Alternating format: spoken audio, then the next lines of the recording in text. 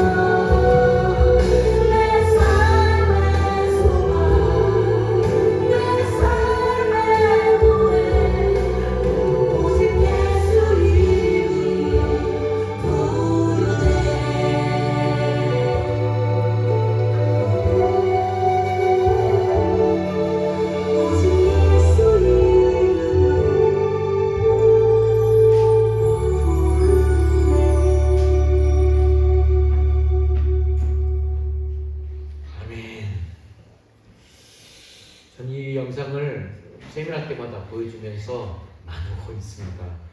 너무나 마음에 감동이 오고, 그리고 우리가 너무나 잘 아는 조혜련, 그 연예인, 또 어떤 인생을 살고 삶을 살았는지 잘 알고 있잖아요.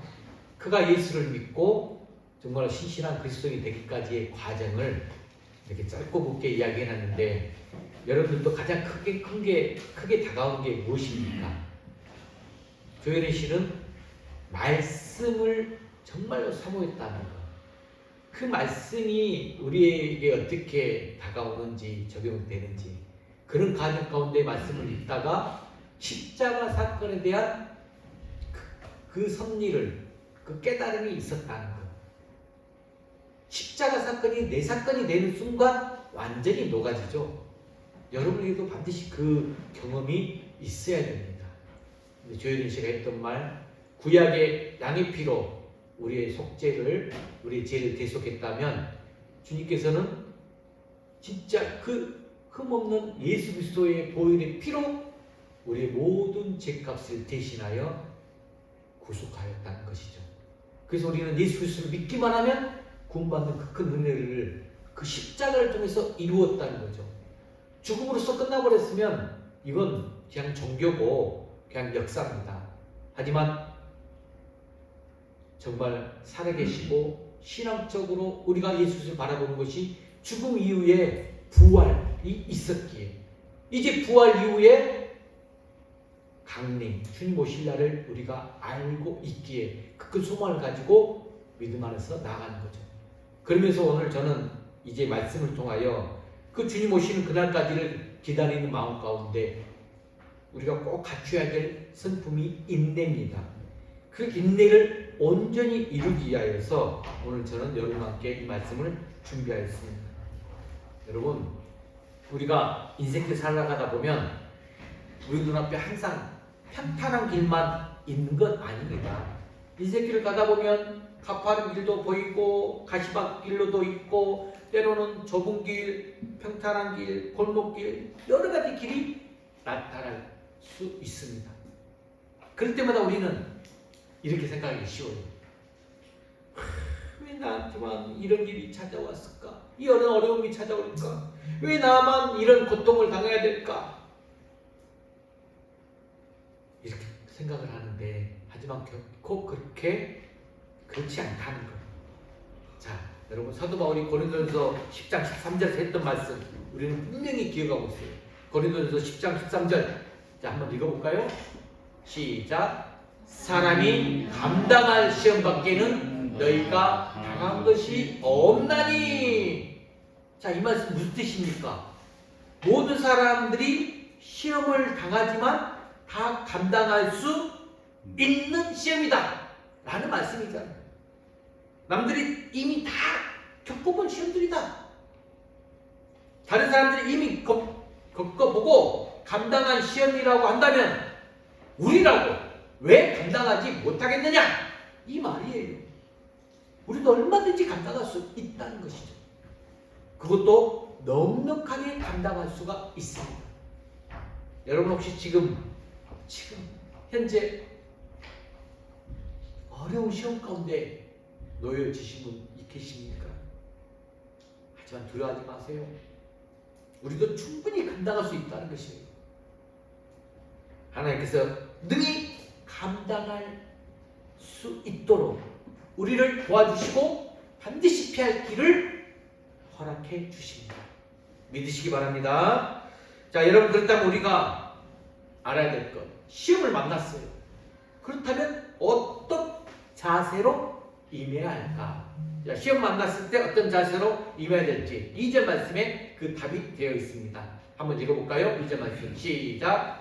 내 형제들아, 너희가 여러 가지 시험을 당하거든 온전히 기쁘게 여기라. 자, 우리가 인생을 살다 보면 정말로 여러분, 뭐 시험 안 당해본 사람 없어요. 여러 가지 시험들을 만나게 돼요. 한두 번 끝나버리면 너무나 감사한데 그렇게 끝나는 것이 아니에요. 또 한 가지 종류의 시험을 잘 통과하면 또 다른 시험이 우리에게 또 닥쳐와요. 우리 인생길에는 수많은 시험들이 이렇게 우리를 기다리고 있습니다. 우리 인생은 시험의 연속이에요. 좋든 싫든 나에게 주신 시험 반드시 통과해야 돼요. 여러분, 물질 때문에 시험 들 때도 있고, 또 질병으로 내가 몸의 육체적인 아픔으로 시험 드는 때도 있고, 또 관계성 때문에, 사람 때문에 시험 드는 경우들도 있어요. 또는 개인적으로, 또는 가정적으로, 또는 교회적으로, 더 나아가서는 국가적으로 여러 가지 시험들을 만나게 됩니다. 내가 원하지 않는다고 해서 그 시험을 피할 수 있는 것이 아니에요. 누구에게나 이 시험은 똑같이 찾아옵니다. 동일해요. 그런데 많은 사람들이 그 시험을 잘 통과하지를 못해요. 어떤 사람들은 그 시험에 억눌려서 살아갑니다. 어떤 사람들은 시험 때문에 넘어져가지고 무척이나 괴로워합니다. 반대로 또 어떤 사람들은 그 시험을 쉽게 통과해요. 그 시험을 새로운 도약의 발판으로 삼아요. 시험을 통과하면서 하나님의 축복을 많이 누리게 됩니다. 그 비결이 뭘까? 우리가 시험에 승리하려면 어떻게 해야 될까?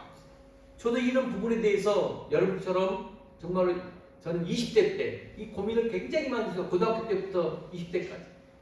왜 이런 시험을 주시면서 나에게 이런 고통 가운데서 내가 하나님 뭘 원하십니까? 계속 저도 반문했어요. 그때 이 말씀을 주시면서 제가 이루었던 오늘 말씀입니다. 그리고 난 후에 저는 시험을 정말로 기쁘게 받는 그 경험을 했어요. 중요한 것은 그렇기 때문에 그런 시험 가운데 어떤 마음, 어떤 자세로 임하느냐, 이게 중요해요. 오늘 말씀은 시험을 당하거든 어떻게 여기라? 온전히 기쁘게 여기라 라고 했어요. 시험 때문에 불평하거나 원망하지 말고 시험 만나면 온전히 오히려 더 기쁘게 여기라 라는 말씀이에요. 캐게로는 고난이 크면 클수록 그 영광도 크다 이렇게 말했어요. 야고보 사도도 우리가 여러 가지 시험을 만날 때 기쁘게 여기라 라고 말을 했어요. 우리가 겪게 되는 시험을 그렇다면 왜 기쁘게 여겨야 할까? 그 시험 힘든데, 고통스러운데 왜 기쁘게 여겨야 될까? 여러분, 기쁘게 여길 때 그 시험을 이겨낼 수가 있어요.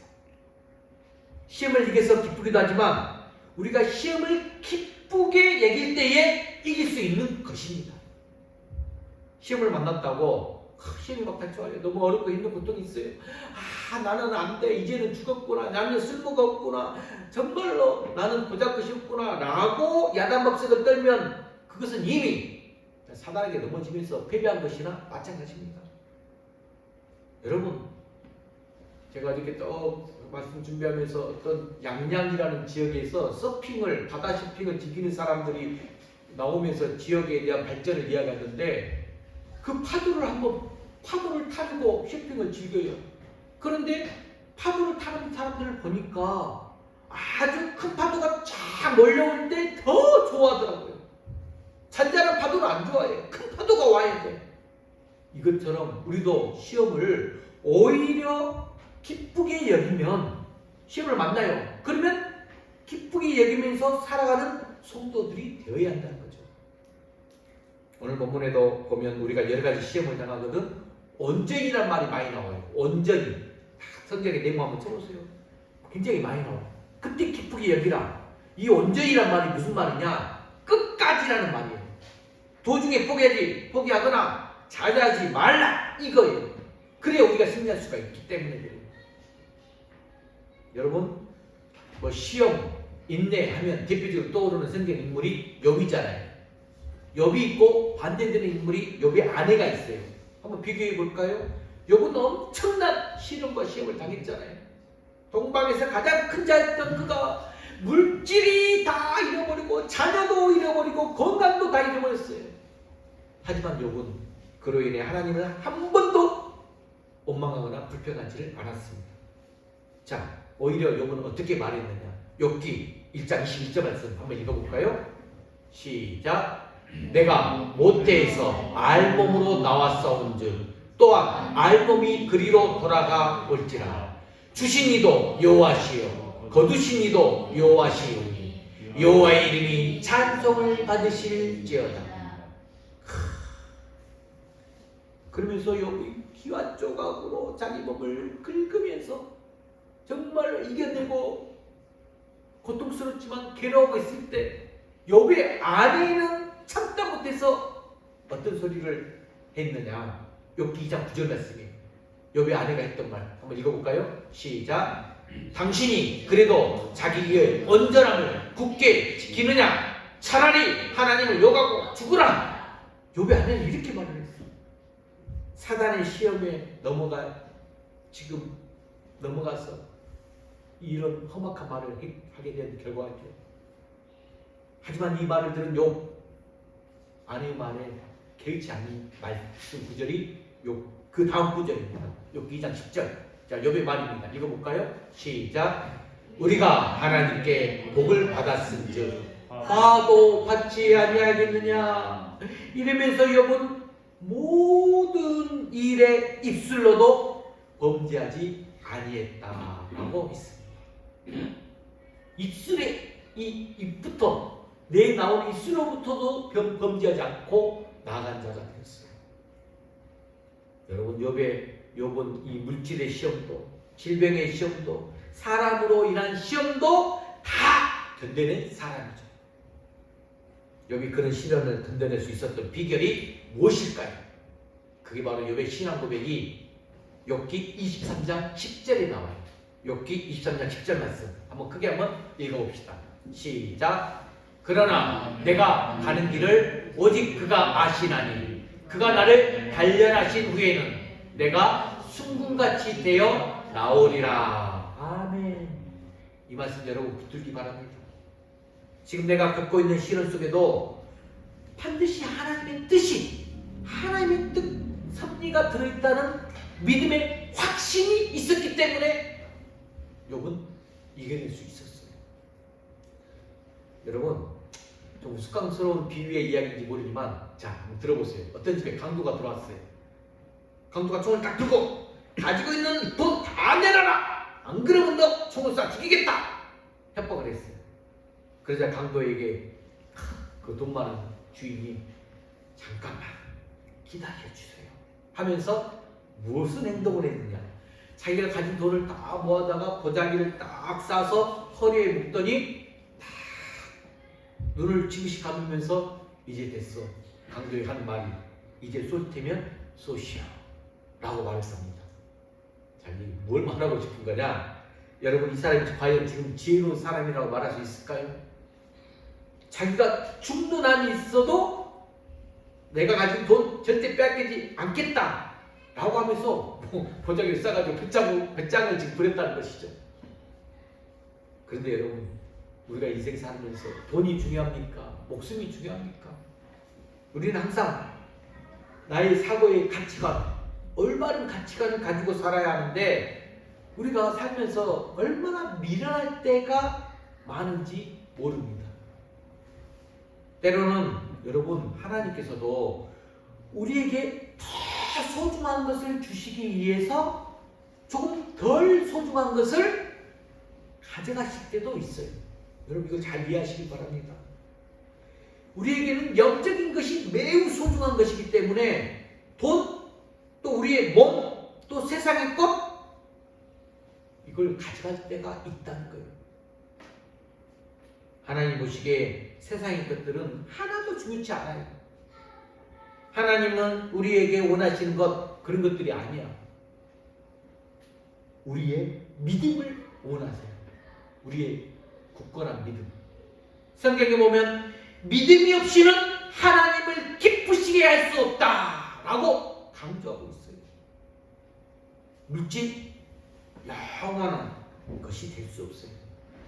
여러분 하나님 나라에 물질 가지고 갈 수가 없어요. 하나님께서 우리에게 더 소중한 주시기 위해서 때로는 이렇게 시시하고 덜 중요한 것들 가져가실 수 있습니다. 그런 사실을 잘 알고 있었던 사람이 누구냐? 바로 하박국 선지자였어요. 그래서 하박국 선지자는 이렇게 노래했어요. 자, 한번 읽어볼까요? 하박국 3장 17절로 18절. 이 하박국 선지자의 찬양 노래예요. 너무 멋져요. 읽어볼까요? 시작.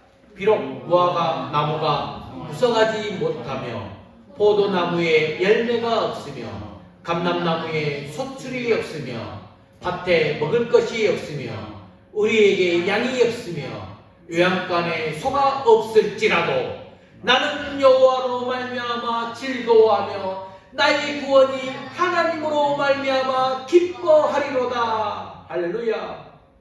우리가 찬양도 부르면서 기뻐 춤추잖아요. 이렇게 노래했어요. 여러분 바울 사도도 마찬가지예요.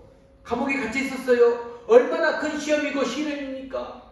그럼에도 불구하고 바울은 빌립보 성도들에게 이렇게 권면을 했었어요. 빌립보서 4장 4절 말씀 바울의 권면입니다. 시작. 주 안에서 항상 기뻐하라. 내가 다시 말하노니 기뻐하라. 그 감옥의 시험과 시련 가운데 있을 때도 빌립보 성도들에게 이런 권면을 했다는 것입니다. 성도 여러분, 혹시 어려운 시험을 만나셨나요? 그럼에도 불구하고 그 시험을 온전히 기쁘시게 여기시기를 바랍니다. 그것이 바로 우리에게 요구하시는 신앙인의 자세입니다. 그러면 그런 시험들, 자, 어떻게 맞아야 될지 그 자세에 대해서 첫 번째로 설명했죠. 두 번째로 그 시험들이 우리에게 주는 유익이 있어요. 유익. 시험을 만나면 왜 기뻐해야 되느냐? 그 유익이 뭐냐? 반드시 우리에게 가지는 유익이 있기 때문인데 그 답이 3절의 본문 말씀을 통하여 알 수 있습니다. 자, 본문 3절 시작. 이는 너희 믿음의 시련이 인내를 만들어내는 줄 너희가 알미라. 자, 여기서 이 말씀 구조를 비교하면서 다시 한번 정리해 봅시다. 먼저 여러분 우리에게 가져다는 유익이 첫 번째가 뭐냐? 자, 화면 한번 띄워줄까요? 우리에게 가져다는 유익 첫 번째 읽어봅시다. 시작. 시험에 의해서 우리의 인격이 다듬어지고 성숙해집니다. 시험을 통하여서 인격이 다듬어지고 성숙해진다는 것입니다. 여러분들 이것을 믿으시기 바랍니다. 그 말씀이 4절에 더 추가되어 있는데 4절 3번절 읽어봅시다. 시작. 너희로 온전하고 구비하여 조금도 부족함이 없게 하라니라. 이 말씀이 그 말씀인데, 자, 우리의 삶의 모든 영역에 시험 다 숨어 있어요. 시험에 이 사단마귀가 우리를 넘어뜨리려고 많은 시험거리를 만들어놨어. 그래서 항상 시험을 치르면서 살아갈 수밖에 없어요. 자, 먼저 우리는 이 세상에서 다양한 사람들을 만나요. 우리 교회 안에서도 몇 분 안 되지만 각각 다 달라. 우리가 만나는 사람들과 갈등도 일어나고 경쟁도 일어납니다. 이게 다 시험이에요. 우리가 만나는 사람들과 갈등, 경쟁 다 시험이라는 것. 하지만 하나님이 그런 사람들과 부딪히면서 우리에게 가진다는 유익이 뭐냐? 우리의 인격을 다듬어 준다는 거예요. 그 시험을 잘 통과한 사람들은 관용과 용서와 사랑을 배우게 해주십니다. 우리가 처한 환경도 마찬가지예요. 고생하고 괴로움 당하면서 정말 고생, 괴로움들이 있어. 그 가운데서 끝까지 참아내는 인내하는 방법을 배우게 됩니다. 어떤 상황에서 내가 어떤 반응을 보이느냐, 이런 것도 일종의 시험이에요. 내 반응, 우리가 어떻게 반응하느냐, 그 생존 반응도 하나님이 다 지켜보고 계세요. 우리가 겸손해지고 온유해지기를 원하시기 때문이죠. 하나님은 우리의 인격을 보석처럼 다듬어 주시려고 많은 시험들을 허락하셨다는 거예요. 그런 시험들을 통과하면서 저와 여러분이 인격이 아름답게 다듬어지고 성숙해지기를 다시 한번 주의 이름으로 간절히 축복합니다. 자, 두 번째는 어떤 유익을 가져다 주느냐? 자, 읽어볼까요? 시작. 시험에 의해서 우리의 믿음이 다져지고 성숙해집니다. 자, 그게 아까 다시 한번 3절 말씀 읽어봅시다. 본문 3절 시작. 너희 믿음의 시련이 인내를 만들어내는 줄 너희가 알미라. 여기에 믿음의 시련, 이 말이 나오잖아요. 우리의 믿음은 이렇게 시련을 통해서 이 불순물들, 나의 찌꺼기들, 내 안에 있는 배설물들 다 제거되고 더 단단하게 연단이 된다는 거예요. 하나님의 말씀, 역대하 말씀을 한번 읽어봅시다. 32장 31절 말씀, 역대하 시작. 하나님이 히스기야를 떠나시고 그의 심중에 있는 것을 다 알고자 하사 시험하셨더라. 자, 이 말씀이 무슨 말씀이냐? 히스기야 가장 중요한 승승장구하면서 많은 일들을 일으켰어요. 근데 가장 중요한 그 시기에 혼자였어요.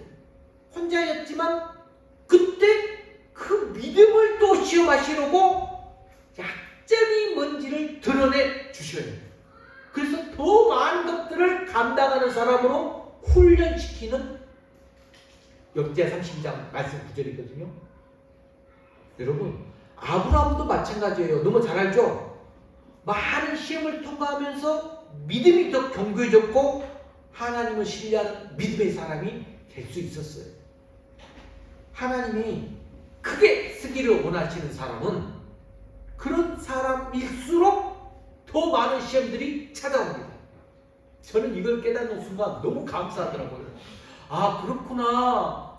내가 이렇게 시험이 많이 닥쳐오는 이유, 분명히 하나님 내게 원하는 뜻이 있구나. 그리고 나를 준비하는 과정이구나. 때가 되면 반드시 나를 크게 쓰시겠다. 이런 믿음의 확신이 생긴 거예요. 우리가 하나님과 동행하는 가운데 만나게 되는 이런 역경, 성장의 과정일 뿐입니다. 하나님께서 우리로 하여금 더 강해지고 더 많은 열매를 맺을 수 있도록 많은 시험과 어려움을 통과하게 하신다는 것입니다. 그리고 그 시험의 정도에 따라서 여러분, 하나님은 정말 감사하신 분이신데 그 시험 가운데 그때마다 또 필요한 것들 다 공급해 주세요. 정말 멋지신 분이셔. 우리가 내 믿음이 성장을 원하신다면 여러분, 시험 절대로 피하면 안 됩니다. 때로는 핍박당하고 예수님 때문에 소리도 보고 예수를 믿다가 억울한 일을 당하기도 합니다. 신앙생활하면서 온실 속의 꽃처럼 살면 우리의 믿음 절대로 성장하지 않습니다. 그러므로 어떤 시험이 찾아와도 온전히 기쁘게 여기면서 저와 여러분의 믿음이 더 견고해지고 더 성숙해져가는 은혜가 있기를 주의 이름으로 간절히 축복합니다. 여러분, 우리가 군인 정말 군대 남자들 좀 갔다 오고 하지만 훈련을 통해서 강해지잖아요. 군인들은 마찬가지로 우리 성도들도 무엇을 통해서 믿음이 더 강해지느냐, 이렇게 여러 가지 시험과 어려움들을 통해서 믿음이 강해진다는 것입니다. 그래서 오늘 말씀에 믿음의 시련 이렇게 표현하고 있다는 것이죠. 여러분, 하나만 더 이야기하면 구약시대에 내가 만나는 사람마다 이 이야기를 너무 많이 해요. 이스라엘 백성들 한번 생각해 보라고. 그들은 하나님의 은혜로 애굽을 탈출하게 되었어요. 홍해를 건너게 되었어요. 하나님께서 친히 앞장서가지고 가시면서 이스라엘 백성들 적과 꿀이 흐르는 그 가나안 땅으로 인도해 주셨어요. 자, 그런데 이스라엘 백성들 늘 조급했어요. 인내심이 부족했어요. 조금 좋다고 싶으면 좋아라 하면서 찬송도 부르고 하나님께 나아가는 것처럼 보이다가 조금만 힘들고 오르면 언제 그랬다는 듯이 불평하고 원망을 쏟아냈죠. 하나님이 이런 백성들에게 그래서 이래서는 안 되겠다 하여 훈련의 필요성을 느끼셨을 것입니다. 그래서 어떻게 하셨죠? 그들을 광야로 인도하여 광야에서 40년 동안 이스라엘 백성들을 훈련시키셨습니다. 광야에서 마실 물이 없었어요. 먹을 양식도 없었어요. 가축을 기를 수도 없었어요. 농사도 지을 수 없었어요. 광야는. 그럼에도 불구하고 이스라엘 백성들, 여러분, 하나님은 한 명도 굶어 죽게 만드시지 않으셨어요. 단 한 명도 목이 말라 죽지 않으셨어요.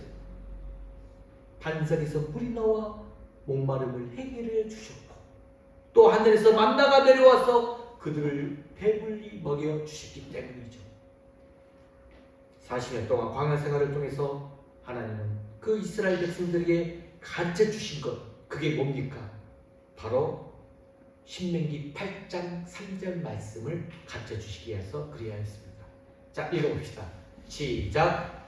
너를 낮추시며 너를 줄이게 하시며 또 너도 알지 못하며 네 조상들도 알지 못하던 만나를 네게 먹이신 것은 사람이 떡으로만 사는 것이 아니요 여호와의 입에서 나오는 모든 말씀으로 사는 줄을 네가 알게 하려 하심이니라. 아멘.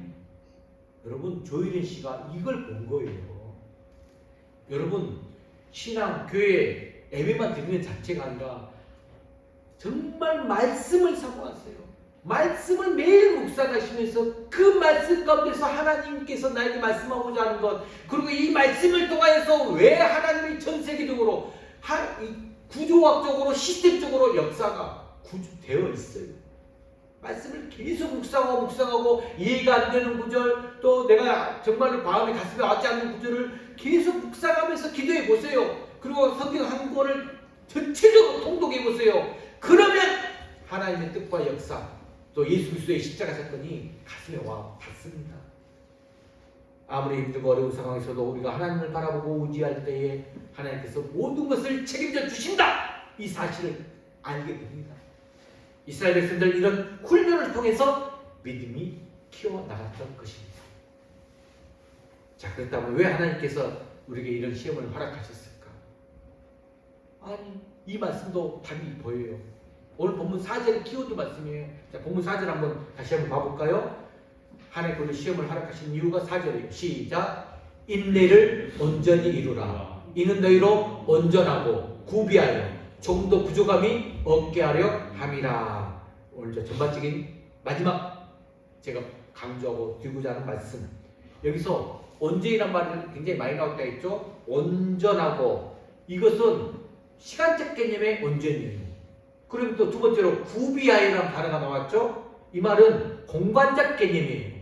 자, 그렇다면 시간적으로나 공간적으로 꽉 채워져서 더 이상 부족함이 없는 상태를 말하고 있어요. 시공간을 꽉 채워버렸다는 거예요. 이것이 바로 하나님 우리에게 시험을 허락해 주시는 궁극적 이유라는 것인데, 여러분 다시 한번 묻겠습니다. 꼭 시험을 지금 만나셨고 겪고 계십니까? 하나님은 우리에게 놀라운 축복을 지금 준비해 놓고 계신다는 거예요. 그러기 위해서 우리는 인내를 온전히 이루라고 했어요. 끝까지 인내하는 자가 구원을 얻을 수 있기 때문입니다. 그런데 우리 한국 사람들의 의식 구조가 끝까지 인내하는 것이 참 힘들어요. 이걸 연구한 분이 있었어요. 한국인의 의식 구조라는 책을 쓴 이규태 칼럼을 보면 이런 얘기 나와요. 우리 한국 사람들이 고쳐야 될 의식 가운데 하나가 바로 쿼터리즘. 쿼터리즘 들어봤습니까? 이른바 15분 주의라는 거예요. 쿼터리즘. 영어로 쿼터라는 단어의 뜻이 4분의 1을 뜻해요. 자, 1시간에 60분. 그러면 4분의 1이니까 몇 분이죠? 15분이잖아요. 무슨 말이냐? 우리 한국 사람의 의식 구조가 뭘 하든지 15분을 못 견딘다 라는 거예요. 15분을 못 견딘다. 특히 아이들은 더 심해요. 아이들. 그래서 학교에서도 아이들 수업시간이 40분, 중학교 45분, 고등학교 50분 그러는데 아이들은 초반 5분을 못 견뎌냅니다. 5분. 그래서 그 책에서 그래서 지적하기를, 놀이터에서 노는 아이들이 한 놀이기구에 앉아서 몇 분을 못 견뎌야 되더라? 5분 이상을 못 견뎌낸다는 거예요. 그래서 다른 기구로 달려가요. 이게 정상이에요. 그래서 여러분들이, 자녀들이 왜 저럴까? 왜 이렇게 살려맞을까? 그렇게 되어 있어요. 그래서 차츰차츰 훈련을 시키는 거예요. 훈련이 돼야 돼요. 그래 인기가 형성돼요. 예배 시간에 1시간 앉아있는 거, 여러분 어른이나 돼서 그렇지 아이들은 너무 힘들어요. 근데 부모 옆에서 꾸준히 옆에 앉아있다. 이거 굉장한 훈련이 돼야만이 시간이 많이 필요합니다. 5분만 앉아있어도 감사한 거예요. 10분만 앉아있어도 더 감사한 거예요. 이런 점에서 우리가 좀 더 배워야 될 게 뭐냐?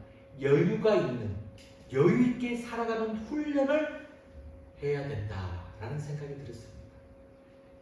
주 안에서 사는 성도 여러분, 말씀을 마무리합니다. 인내를 온전히 이루시길 소망합니다.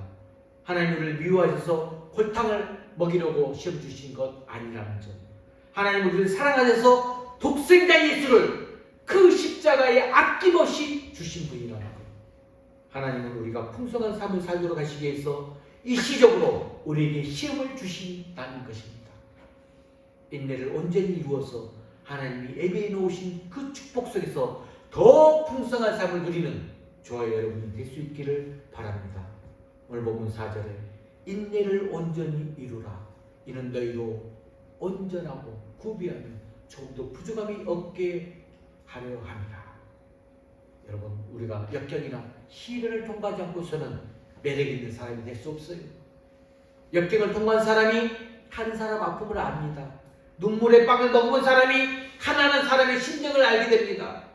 몸이 아파본 사람이 아픈 사람들의 심정을 알게 됩니다.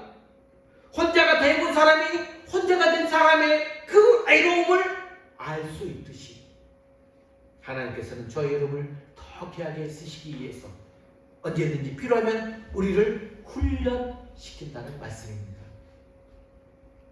암탉의 날개 같은 포근한 사랑 중요하죠.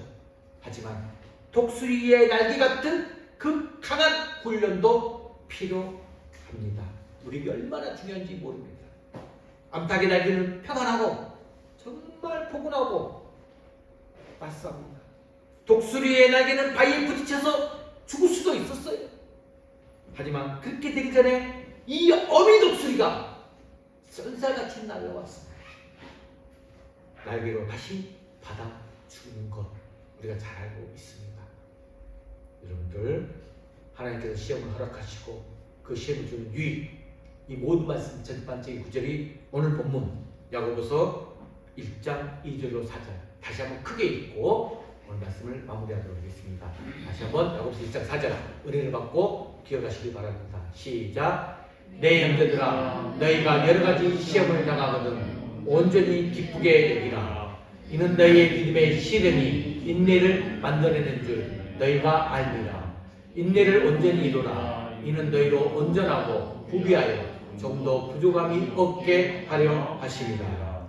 아멘. 이제 성찬식을 진행하도록 하겠습니다.